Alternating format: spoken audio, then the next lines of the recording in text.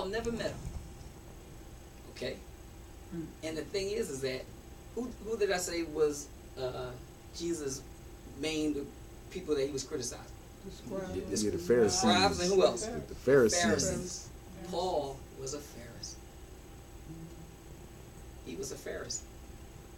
Here he comes later on after Jesus is gone, and now he's changing what he taught. So, and the funny thing is that when he first approached the disciples, they were kind of leery of him. They said, "No, wait a minute, this is a guy who used to be trying to, get us killed and stuff." So they were very leery of him, but then they accepted him. And if you check into the Gospel of Barnabas, Barnabas tells this story, and Barnabas says that Paul went off on the wrong track. Okay, so it's very, very, very interesting, very interesting. But it seems as if Paul was a plant. See, just as we have COINTELPRO and all that stuff today, he might be COINTELPRO back then, going in to destroy. Okay. After his death.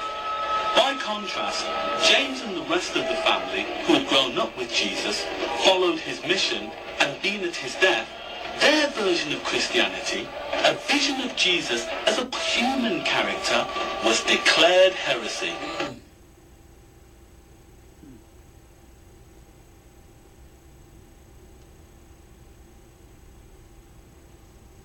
So, that's crazy.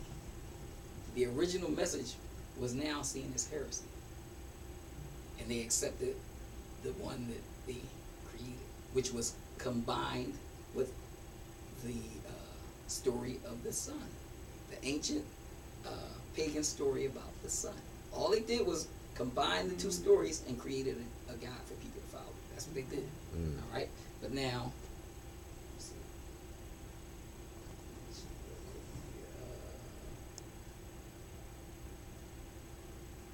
How did Jesus pray? Right? See what kind of rituals the monks practice here.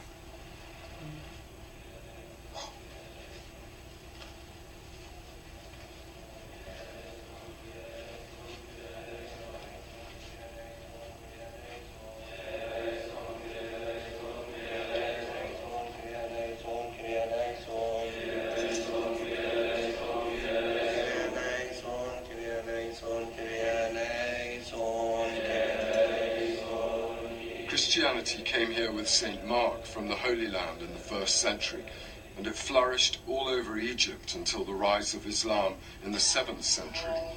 Now, only 10% of Egyptians are Coptic Christian.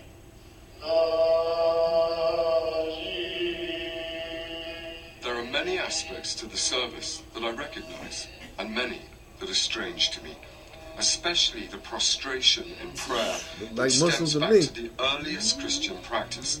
It was later adopted by Islam.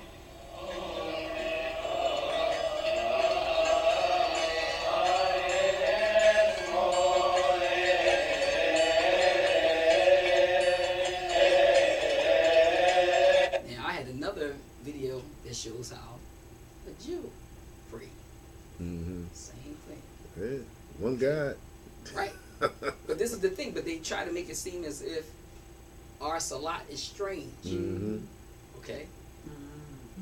But now watch. O Allah, you are my Lord. There is no God but you. You created me, and I am your servant. And I will keep my covenant and promise to you as much as I can.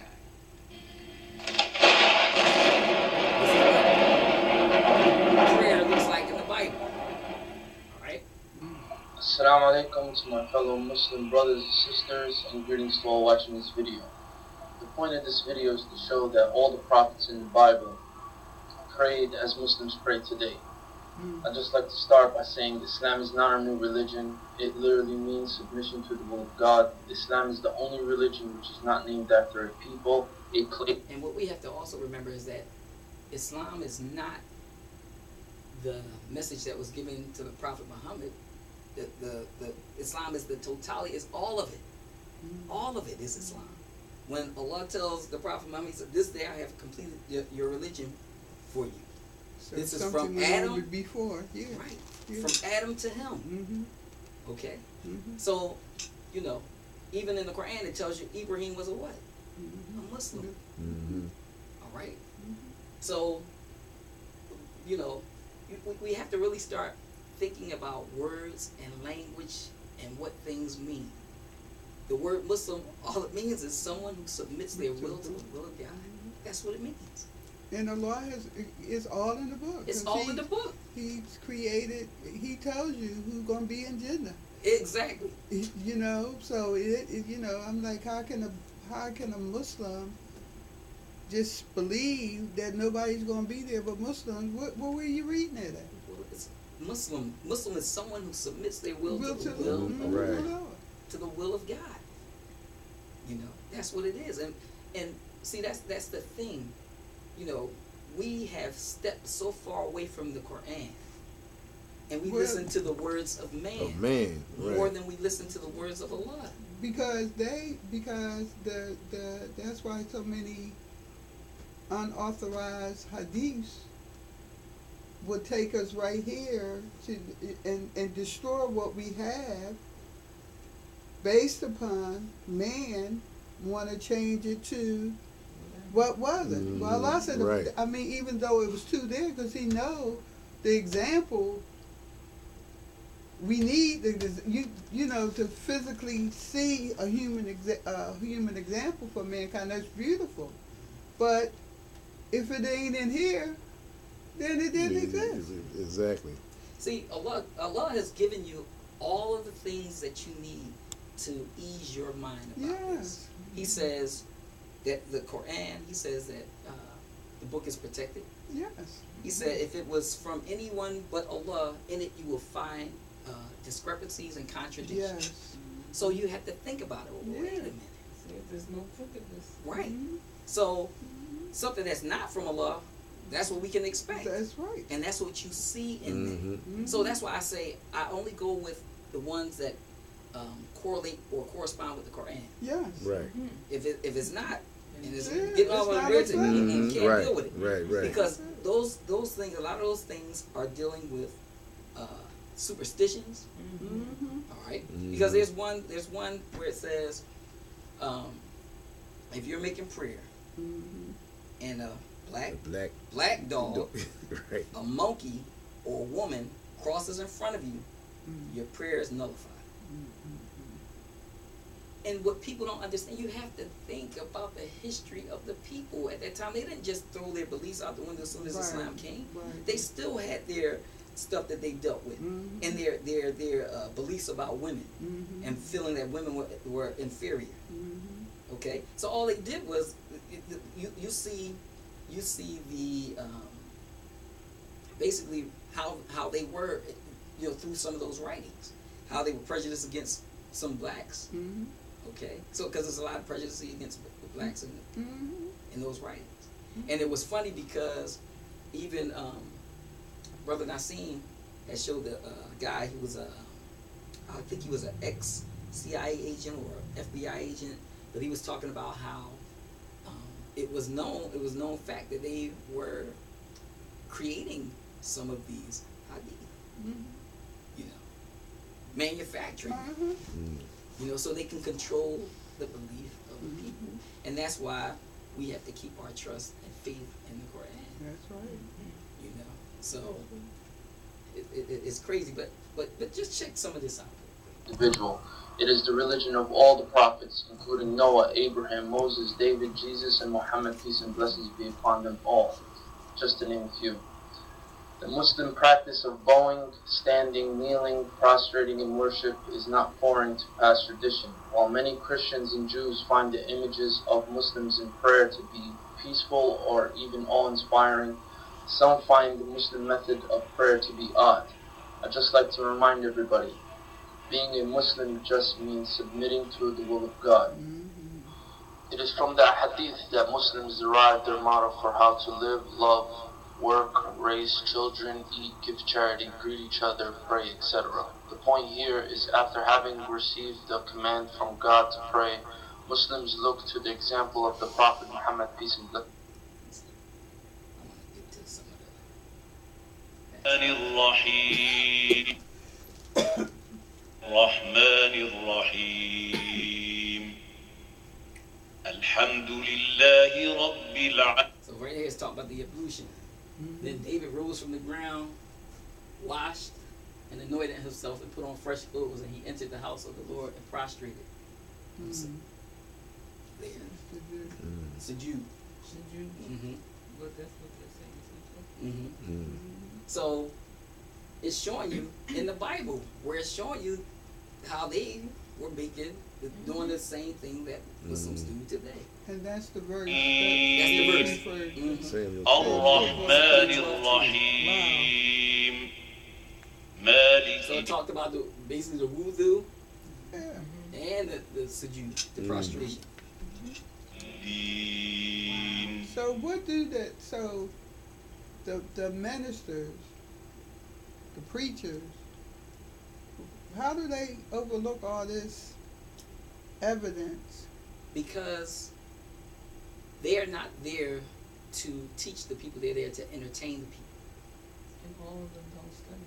Mm-mm. Some They of don't. them are self-made now. A lot of them. I can't say all of them, but a lot of them, what they do is,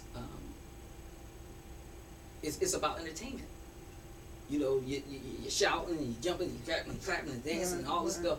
Then you got the moms in there; they're doing all of that stuff too. So it's a whole bunch of it's entertainment. It's entertainment. And the thing is that we have to remember that the slave master taught them how to run their churches, and they would sit there and they would watch them. Mm-hmm. You know. And then, you know, they felt like when they were, you know, good enough to do the sermon and stuff on their own, they, you know, handed it over to them. But the thing is that it's all about, a lot of today's modern church is about entertainment. The more they And explain money. to the people, Yeah. the more money they get. Yeah. The more generous they Emotionalism. Right. Yeah. And they play off of emotion. Mm-hmm. Yeah, Emotions, yes. And we Yeah, can get it we can going. go back, even though I came in at the transition of the Nation of Islam,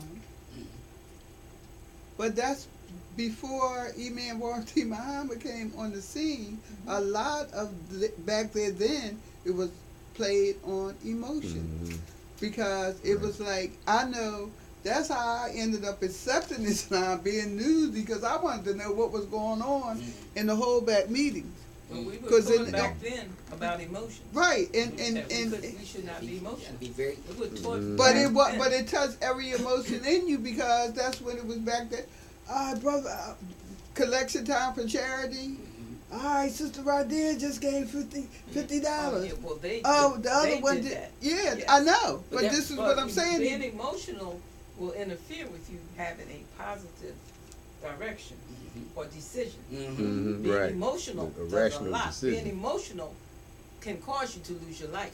Mm-hmm. Yep. I tell my It grandkids happens that. many Right. times. I teach Yes. that to my grandkids. You So are gotta- we saying the same thing about the nation Yeah. back there when it? You got to think. Yeah, but But see, there was how, a lot of emotion tied into that. well, I would notice too how Farrakhan, Entertainment. right? But Farrakhan more so taught out of the Bible than he did in the Oh, Quran. he Yes, did, he did. and still do Yes. to today. Yeah, and that's the thing, you know. Sometimes just by observing, and this is what a lot of us don't really do anymore. Observe, watch, look at what's going on, because you can see a lot. Mm-hmm. You can see a lot. But like she said, with the emotions, you know, my father, when I was younger, he always warned me about emotions because they can control you. Oh yeah. They can make you Yeah. right. They Right. can make you Right. make a split decision that will change your life Forever. forever. So you have to be very careful with it. So you have to, I agree. you know, have that rational thought. But see, you got to remember too that women are very emotional. Very emotional, you know, and you know it's that's why how they play on them so much. Like I watch some of the what they call the conscious community and some of the things that they do, they aim it at the women. They aim it at the women. Right. But So here it says they should wash their hands and their feet so that they will not die. This is to be a lasting ordinance for Aaron or Harun and his descendants for the generations to come. All right, so ablution before prayer. إياك نعبد وإياك نستعين اهدنا الصراط المستقيم صراط الذين.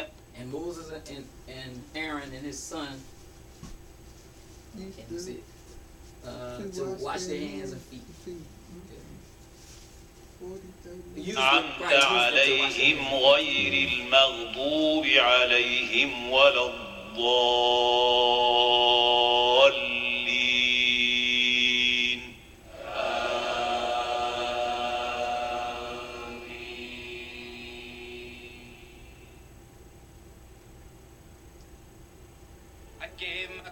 I will praise you as long as I live, and in your name I will lift up my hands. To the mountains, and I drank from the mountain. Muslims, while lifting up their hands, proclaim Allahu Akbar. God is great.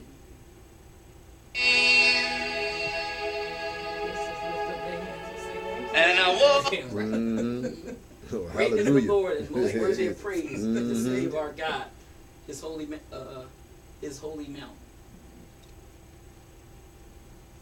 Wow. And the thing is that what we don't think about sometimes, and even just in the Fatiha, when you say Alhamdulillah, all praise is due to Allah.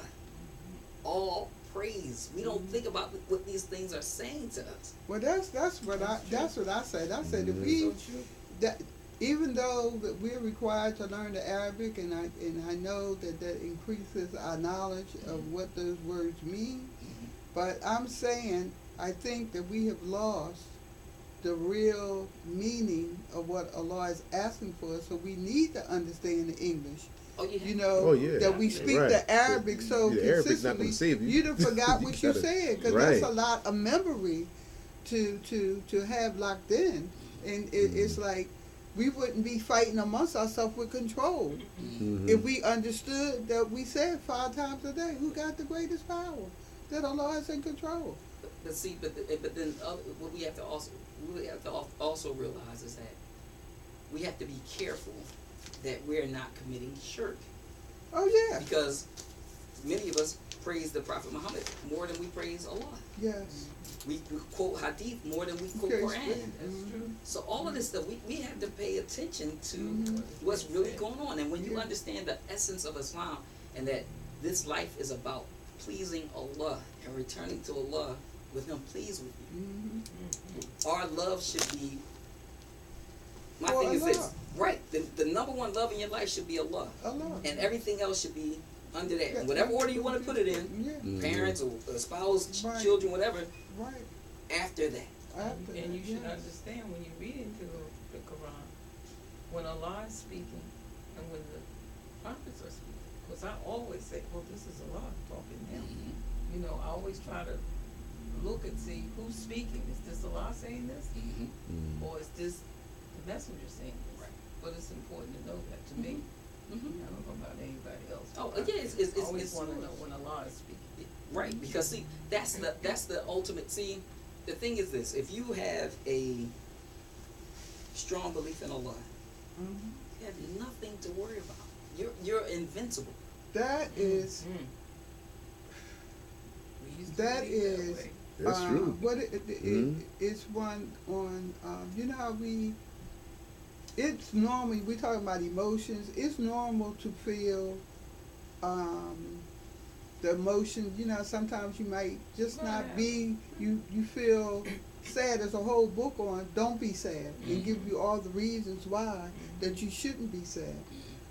It is the beauty of it all is that if you, this is test, to me it's a test of my faith, because if I'm accepting depression, not to say that you're going to have human feelings, human goes through their stages, but to stay there and to wallow in that, no, Right. that is not normal to stay in that state, because now that's a test of your faith, because if Allah is your everything and you love Allah, then you're going to know that Allah is going to bring you through that. It might not be in your timing because He's on a whole nother timing. But we have a community of people where what's the name of the Malati group, the drug dealers. I mean, the people that used to be on drugs. They tell their story of how they had to leave out of the masjid because they had issues. We have problems. Every problem that's going on in society, Muslims is involved. You know, we have alcoholics in leadership positions. We have drug addicts in leadership positions. We have homosexuals that we praying next to. But the whole point of the matter is that the only way we're going to solve these problems is that to show love and teach by being a better example of what Allah is saying to us, because we can't say, you know, as they say, faith and warration cannot share the same continuum. Well, in my opinion, coming in 69, 70, I saw more devotion, more dedication back then than I see now. Well, and you know the reason why? It's because of those generations dying off, and then you have the new Indoctrinated.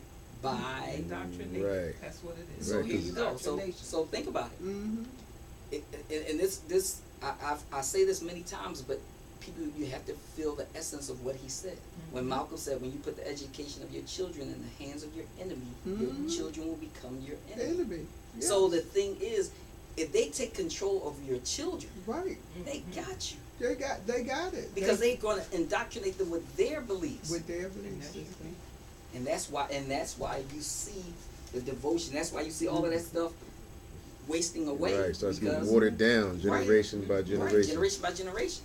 And I say to family, what about families? I know I raised mine where, listen, you can't talk enough to your kids to get them to understand. So I used to say to them, because I know you out there with your peers, and they're going to tell you what's going down. They're going to tell you that you ain't got to listen to us, okay?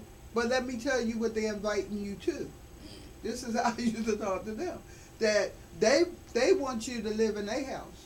They want to turn you out of this one so you can go to theirs. And I'm telling you that this house runs on principle. And it runs on rules. You're going to follow their rules and you're going to follow the house rules. So you're going to decide who you love. We love you. You know, we love you much, but we're not going to allow you to do anything that you want to do. That's right. You know, and so I can't make you, we can't make you be Muslims, because Allah says only He makes Muslims. Right, no compulsion. But in this, but in this household, the adults is going to the masjid. Your children, you going with us. Right. A sister said, you know, so today, we had this you got to just get them to understand. And she says, and not give up. She said, I remember you was a lieutenant. You was the first lieutenant back in the day. I said, yes. She said, you was the best lieutenant we had. I said, did he not? She said, I thought you were very good. She said, you was faithful. You was always out there working. I said, all praises due to Allah. And we was just talking back and forth about the officials in Masjid back then. So this sister said, well, can I interview you? I said, no, ma'am. She said, I just want to, because this is history. I said, no, ma'am. She said, but I just want to interview you so I could put it out there for other people. I said, no. And I wouldn't do it because she asked the sister that was talking to me, that was giving me the compliment, what can I put? She said, no. If she says no, I can't. It's no. And the reason why I said no, because this is a sister who I've heard say many a times, I'm okay with this until they start talking about this Honorable Elijah Muhammad. I can't stand near that.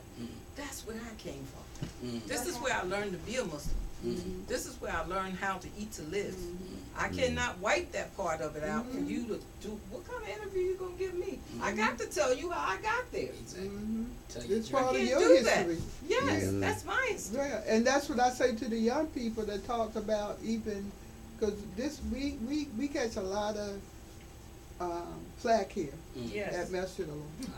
Because one thing I take up for Imam Warfi Muhammad Rahim, that he never, ever wanted any of his imam to use his name consistently That's right.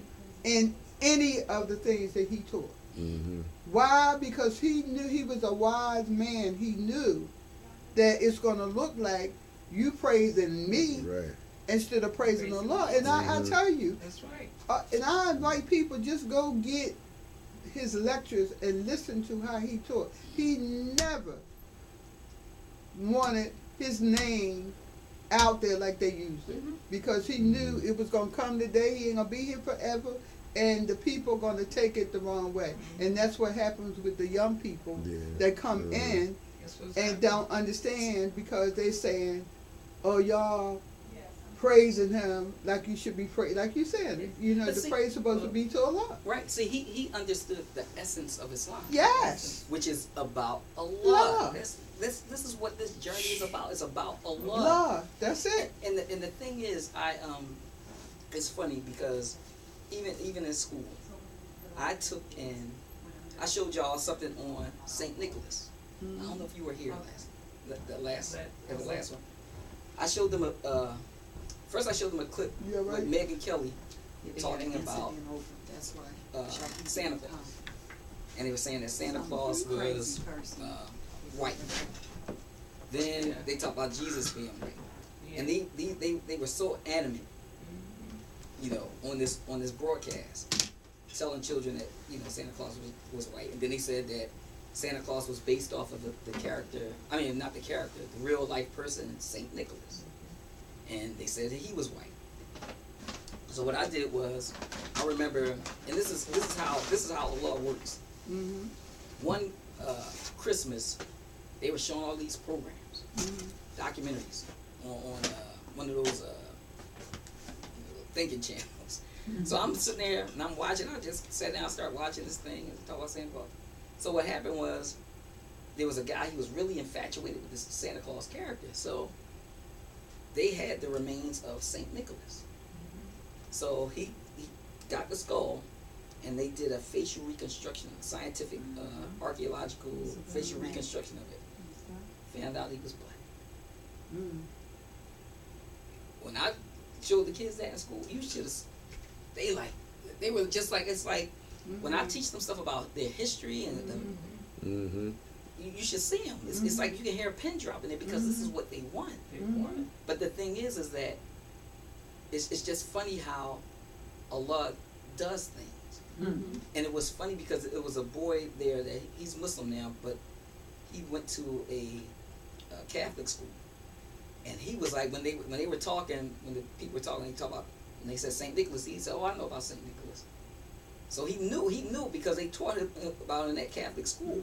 But then when I showed them, and they told him that he was white, but when I showed them the evidence that he was black, it was like, you know. You should have played the song James Brown. Straight to the ghetto. I love that song. Santa Claus goes straight to the ghetto. But I mean, that's what the things are. But let me see. Blew his mind. Is it 8 yet? Oh yeah, it's about 8 o'clock.